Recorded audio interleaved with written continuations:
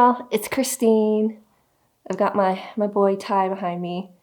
And then also pup sitting my parents' girl dog, their younger girl dog, Hisa, so you might see her running around. But hi. I wanted to just share with you all my first BTS with all 7 members.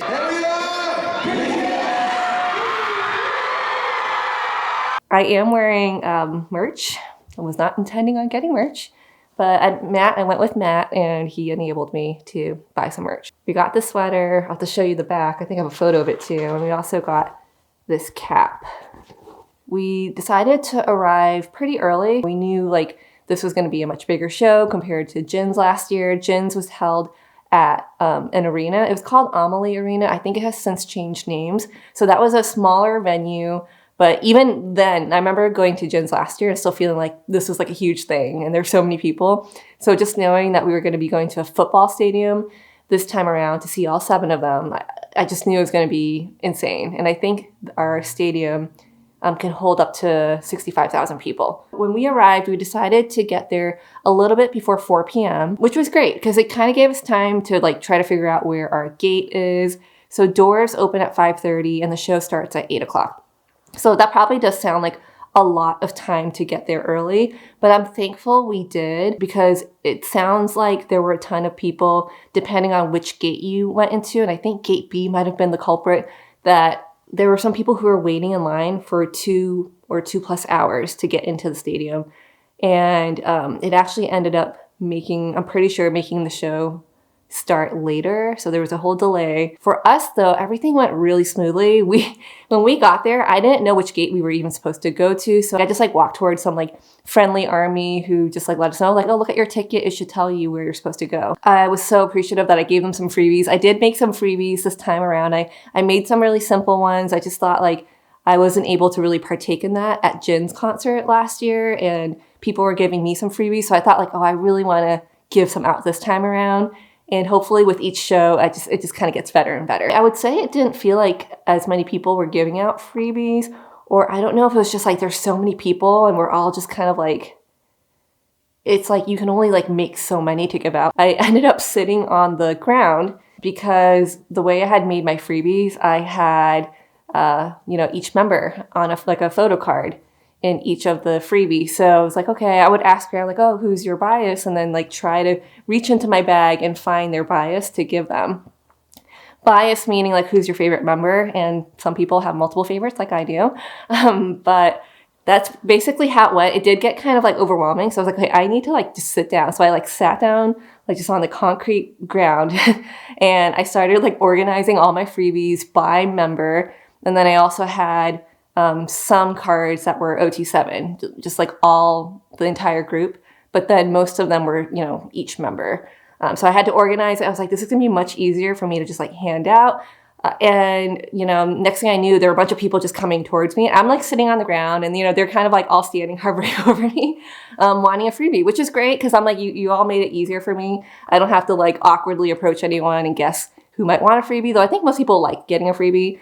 But yeah, so those just kind of went and gone pretty quickly, and it was a joy to give out. So going early, it gave us the opportunity to do all of that, just to kind of scope things out. We didn't walk around the entire perimeter outside of the stadium, which maybe that would have been fun to do because I know they have I think they had food trucks and they had the RE tent somewhere. We didn't see all this. I'm sure there were other things going on or outside of where we were, but we just pretty much went straight to our gate area and just stuck around that area. So after we finished giving out the freebies, we stood in line. As we were just waiting in line, we saw some people getting turned around. I don't know why. I think it's because they weren't at the right gate. So if there was one big tip I would recommend for any of you who are going in the future, I definitely recommend just making sure you are at the right gate, because it would suck to stand there and wait for such a long time to then realize you were at the wrong gate and then have to line back up at another gate in an extremely long line. So just do that research, I think it's worth it. You just never know how the logistics and the planning, the line management will be at any stadium. We pretty much weren't allowed to have a bag, but we were allowed to bring in a clutch or really tiny bag that didn't exceed, 6.5 inches by 4.5 inches. So like tiny. I don't think this is going to be an issue at most other stadiums. I believe most other stadiums will allow you to bring a clear bag, and you just need to make sure that you adhere to the size restriction. So, but it seems like much bigger. And because of that, that's why I wore these cargo pants with a ton of pockets. I wanted to just go ahead and, make it so that I could be as hands-free as possible. So that was kind of like the planning behind my outfit. We just stuck with the cargo pant theme. If you all would like to see me do like an outfit inspo video for the concert, maybe I could see what I could like come up with, like things I already have, because I found myself just shopping for a lot of pieces just to like see what I could put together. It worked out in the end. I definitely recommend being comfortable. So back to when we finally got in, I knew I had to use the restroom. I mean, there were porta potties outside of the stadium, but I just like wanted to stay in line and not like waste any more time. I think getting in line earlier, there is like a benefit to that, especially if you do want to make it in to buy merch earlier, because things will run out. Matt, he actually ended up just lining up in the merch line. I didn't know he was going to do that. I really had no intentions of buying merch, but here we are. We bought some, and I'm actually kind of glad we did. Having this, and every time I see the guys, like any of them perform, and they're like wearing this hoodie, it does make me feel some kind of way. It's kind of like, oh, that's really cool. Oh, look, they're wearing my hoodie. So we got some merch, and then we were like, okay, we probably should get some food, because as you can imagine, there's still quite a bit of time before the show's going to start. So like, we don't need to sit out into our seats right away. It was a hot day. That day, it was hot and humid. So we just kind of like stayed within like the inside area of the stadium versus like going into the, like the bowl, right? Where you're out in the heat. So we stayed and we grabbed some food, grabbed a bottle of water. If you haven't heard of this, like when you buy a bottle of water, they take the cap off. That is very annoying in my eyes, because I want to be hands-free. So like, I can't just like slip that water bottle in one of my ginormous pockets, because otherwise it could spill everywhere. So like, I know there are people who have that tip of bringing like an extra bottle cap. I don't think that's a bad idea at all. I've even seen some people make freebies of like custom made like bottle caps. I'm like, you guys are on another level, like some army, y'all are just so crafty and so creative. I love it. It's really cool. So that's like something to note. And of course there aren't enough like tables or standing tables inside there for us all to sit and eat at. So a bunch of us, you just kind of like sit right on the floor. A bunch of us, it's almost like this like big picnic. Like we all just find a spot somewhere on the dirty floor, and then we just sit down and eat your food. And eventually, I think we made it out to our seats probably like sometime past 7. So we're actually like sitting out there for a while. And I didn't realize the whole like line management fiasco was happening outside. I had no idea. By the time 8 o'clock or close to 8 o'clock hit, you can imagine like everyone who's already like seated, we're just getting really excited. So then, we see 5 minutes in, show's still not starting. 10 minutes, starting to get a little antsy. You're kind of like, okay, it's going to start soon, right? 15 minutes, still nothing. And we're still like seeing some people scrambling and getting to their seats. At that point, I'm starting to realize like, okay, maybe the show isn't starting yet, because like not everyone has gotten in or gotten to their seats yet. So they must be delaying the start. Finally, at around 8:20, maybe a little past 8:20, the show starts, and it's a relief.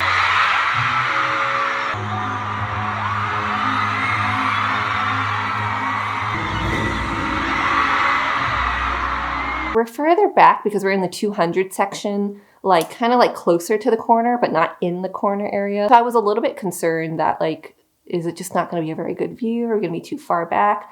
I will say we had a very good view. Like we were very in that line of sight with the monitors, the screens.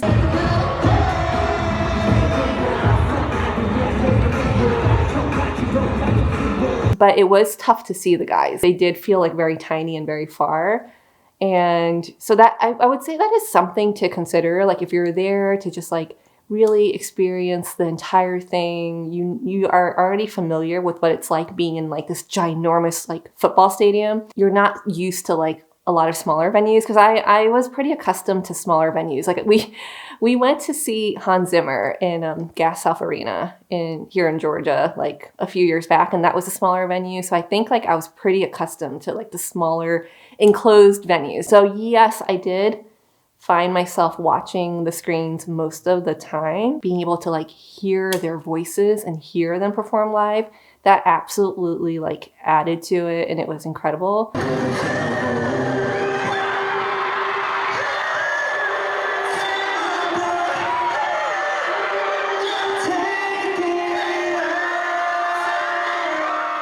There were so many like highlights and moments where I was just like, oh, I can't believe I'm here and I'm having the time of my life. I was jumping around and dancing.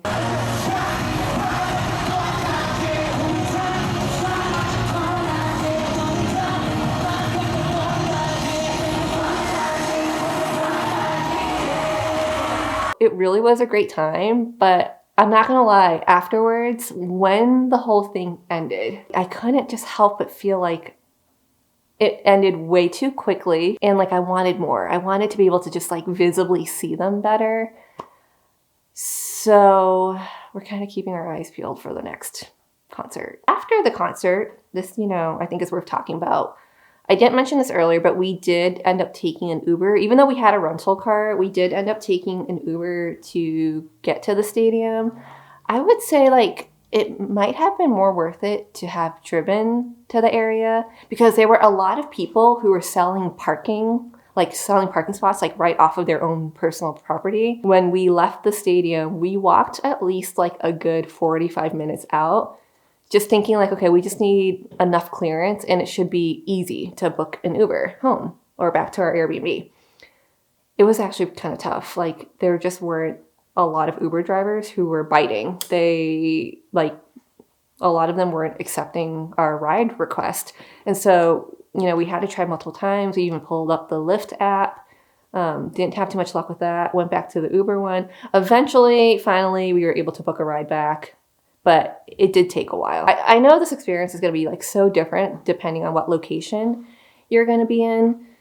But yeah, that was just our experience. The surprise songs. Let's talk about that. So we got Permission to Dance and Magic Shop, which are great. Look, don't get me wrong. I was very sad to miss Pied Piper because Pied Piper was one of the surprise songs the very next day. And it made me like kind of regret. It's like we should have gone to day 2 or we should have also gone to day 2. But, we can't live life with regrets. But I did have like a mini crash out after learning about Pied Piper.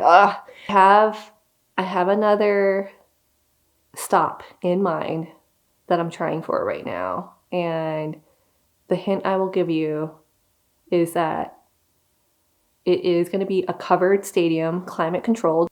I just feel so fortunate. Oh, okay. One other thing I need to share, because this was probably like the most wholesome thing I experienced like during our trip that's BTS related. I didn't even mention how like as we were hanging out around Tampa, we saw ARMY everywhere at different restaurants, at cafes. We checked out like ARMY was everywhere. One thing that did happen was at the airport when we got to, the Tampa airport to head back home, there were a couple older ARMY who approached Matt. So I was in the restroom. I have a small bladder, okay? I'm like always in the restroom.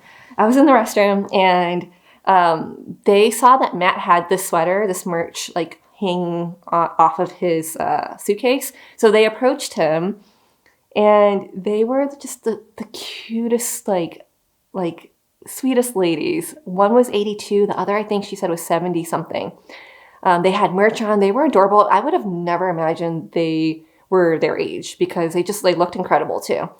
And, I come out of the restroom, I see that they're like talking to him. I approach them and we had the most lovely conversation. I think that type of interaction was like something that I've like manifested. I really wanted something like this to happen to where we just get to meet other incredible ARMY. And so they're talking about all sorts of stuff. And, the older one, she has like a walking stick, and no shame in that, by the way. Look, we're all going to get old, right? These two ladies, they did VIP sound check. Okay. Like that at their age, they're out there. I think they said they got out there at like 1:30 p.m. They are out there all day and they are living it up. And, you know, I know they had an incredible time.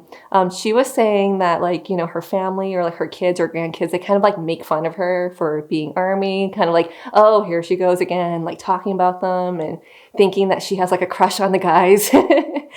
And she's like, no, it's not about that. I just really like what they stand for. And I look her like dead in the eye and I'm like, I get you. Because she was like, yeah, like they just don't get it. I'm like, I get you. Yeah, like there are a lot of people who don't get it, but that's okay because there are so many of us who do. And the other lady, she was talking about how she lost her husband in the Vietnam War and that, you know, she can listen to music and songs like rock music that remind her of him, but it does carry sadness. It does, you know, memories can come with like sadness too. That she said around 2020 was when they became Army, and now she gets to create newer, happy memories. You all, come on. When I try to tell people like being into BTS and loving them, it's also about loving yourself and how like healing it can be. Like this is exactly what I mean. So I think, you know, this whole thing, going to the concert, tickets are expensive as hell.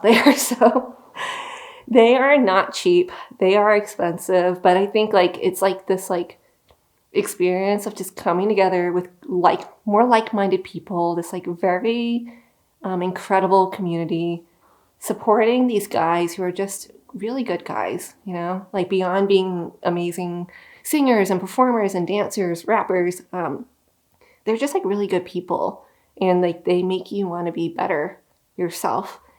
And I think throughout this like 1+ year of being Army, they've made me feel a lot less alone, which for that, I'm like, I will forever be grateful.